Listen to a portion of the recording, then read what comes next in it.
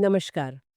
आज हम दिल्ली के स्कूलों में जो एक नई लहर सी चल रही है विज्ञान और नई सोच को लेकर, उस पर थोड़ी बात करेंगे। जी, बिल्कुल। काफ़ी कुछ हो रहा है वहाँ। हाँ, हमारे पास कई रिपोर्ट्स हैं जो दिखा रहे हैं कि कैसे स्टेम मतलब साइंस, टेक्नोलॉजी, इंजीनियरिंग, मैथ्स हाँ, स्टेम। और साथ ही साथ बिजनेस शुरू करने, नई चीजें सोचने पर भी जोर दिया जा रहा है। सही।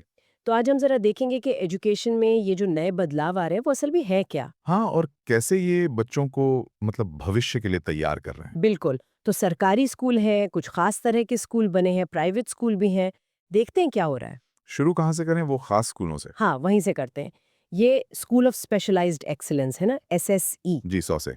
कुल 51 है शायद। हाँ, 51 स्कूल हैं और इनमें से 21 तो पूरी तरह स्टेम पर ही फ़ोकस करते हैं। मतलब जेई और नीट जैसी तैयारी के लिए। जी, बिल्कुल। उसी के लिए। पर बात यहीं ख़त्म नहीं होती। अच्छा, और क्या है?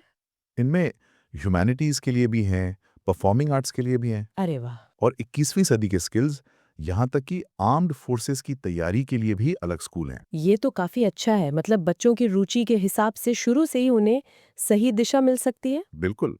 और ये कोशिश पब्लिक सिस्टम के अंदर हो रही है, ये ज़रूरी बात है। जो हाई लेवल तैयारी शायद पहले कुछ ही बच्चों को मिलती थी। महँगी कोचिंग वगैरह से? हाँ, वो अब शायद ज़्यादा बच्चों तक पहुँच पाए। प्रतिभा को जल्दी पहचान कर सही माहौल देने की कोशिश है ये। सही कहा। और ऐसा भी नहीं कि बस सरकारी स्कूल ही ये कर रहे हैं। जो बड़े प्राइवेट स्कूल हैं दिल्ली के, जैसे डीपीएस के पुरम। हाँ, या सरदार पटेल विद्यालय, श्रीराम स्कूल, ये सब भी अपने स्टेम प्रोग्राम्स, रोबोटिक्स लैब्स के लिए जाने जाते हैं। बिल्कुल। वो भी इस रेस में हैं और काफ़ी अच्छा कर रहे हैं। राष्ट्रीय, अंतर्राष्ट्रीय लेवल पे उनके बच्चे जीतते हैं। तो एक तरह का इकोसिस्टम बन रहा है लगता है। हाँ, कह सकते हैं। अब अगर सरकारी पहलुओं की और बात करें, तो एक और चीज़ है नीव योजना। नीव, ये क्या है? New era of entrepreneurial ecosystem and vision. ये 8वीं से 12वीं क्लास के बच्चों के लिए है। अच्छा, एंटरप्रेन्योरियल मतलब? बिजनेस शुरू करने वाली सोच। हाँ, वही। बच्चों में वो जज्बा पैदा करना कि तुम सिर्फ नौकरी ढूंढो मत, बल्कि शायद नौकरी देने वाले बनो। इंटरेस्टिंग। तो इसमें होता क्या है? इसमें एक स्टार्टअप स्टॉमर्स नाम का कंपटीशन होता है। बच्चे अपने आइडिया लाते हैं हम्म। और अगर आइडिया चुना जाता है तो उस पर काम करने के लिए पैसे भी मिलते हैं, करीब 20,000 रुपए तक हर प्रोजेक्ट के लिए। अरे वाह! और वो अटल टिंकरिंग लैब्स का भी इस्तेमाल होता होगा? हाँ, उनके संसाधन भी यूज कर सकते हैं। तो ये किताबी ज्ञान से आगे की बात है, प्रैक्टिकल। ये ज़रूरी है। सिर्फ सोचना नहीं, करना भी। बिल्कुल। और इसी करने वाली बात पर एक और पहल है, Delhi robotics league. Robotics league, ये किसके लिए? ये 9th और 10th के बच्चों के लिए है और इसमें आईआईटी दिल्ली उनका नॉलेज पार्टनर है। आईआईटी दिल्ली, तब तो लेवल अच्छा होगा। हाँ, और जो टीमें जीतती हैं उन्हें अपना स्टार्टअप शुरू करने के लिए सीड मनी, मतलब शुरुआती पैसा और मेंटरशिप भी मिलती है। ये तो कमाल है, स्कूल लेवल पर ही स्टार्टअप का मौका। जी। तो थ्योरी भी है और प्रैक्टिकल भी। और इसी प्रैक्टिकल लर्निंग को और बढ़ाने के लिए अगले साल से 100 सरकारी स्कूलों में एक 2 क्लब सिस्टम भी आ रहा है। टू क्लब सिस्टम, ये क्या है? मतलब हर बच्चे को कम से कम 2 क्लब ज्वाइन करने होंगे। एक भाषा का क्लब, हिंदी, इंग्लिश, संस्कृत जो भी हो, अच्छा। और एक दूसरा क्लब होगा एक्टिविटी वाला, जैसे science club, maths club, arts, sports, कुछ भी। और ये कंपलसरी होगा? हाँ, कम से कम एक क्लब तो हर बच्चे के लिए अनिवार्य होगा और इसके लिए स्कूलों को अलग से बजट भी मिलेगा। ये अच्छा है कि अनिवार्य है, वरना कई बच्चे शायद झिझकते हैं। पर चुनौती ये होगी कि हर स्कूल में इन क्लब्स की क्वालिटी एक जैसी रहे। हाँ, वो तो है।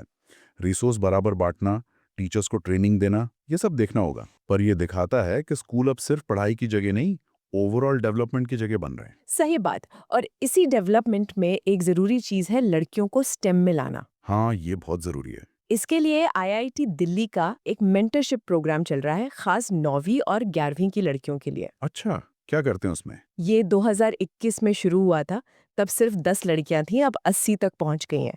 इसमें लेक्चर्स होते हैं, वर्कशॉप्स होती हैं। हम्म। और नासा की एक पूर्व इंजीनियर है, आयशा बोवे, उनके जैसे लोगों से मिलने का, बात करने का मौका मिलता है। अरे वाह! रोल मॉडल से मिलना तो बहुत असर डालता है। ये बहुत अच्छी पहल है। देखना होगा कि लंबे समय में इसका कितना असर होता है करियर चुनने पर। बिल्कुल। और ये टैलेंट सिर्फ बड़े बच्चों में नहीं है।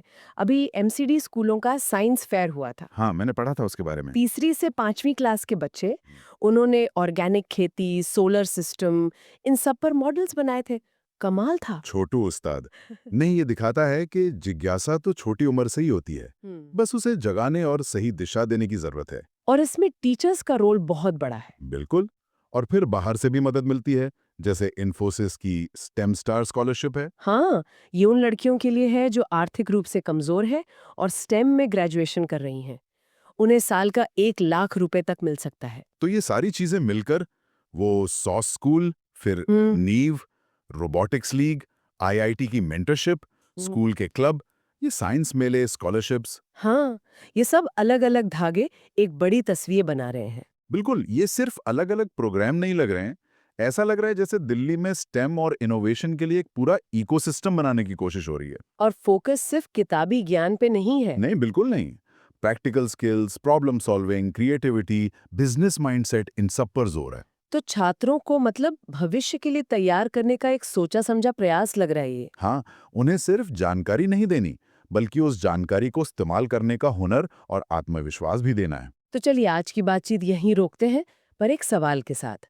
जिस तरह से दिल्ली स्कूली लेवल पर साइंस और टेक पर इतना फोकस कर रही है, क्या लगता है अगले 10 साल में भारत के टेक फ्यूचर में दिल्ली का रोल इससे बदल सकता है? सोचने वाली बात है। और ये जो प्रोजेक्ट्स पर मिलकर काम करने का तरीका है, इससे स्टेम स्किल्स के अलावा टीम वर्क, कम्युनिकेशन जैसे और कौन से लाइफ स्किल्स हैं जो बच्चे सीख रहे हैं शायद अनजाने में ही? बिल्कुल, इन सवालों पर सोचिएगा जरूर। अगली बार फिर मिलेंगे।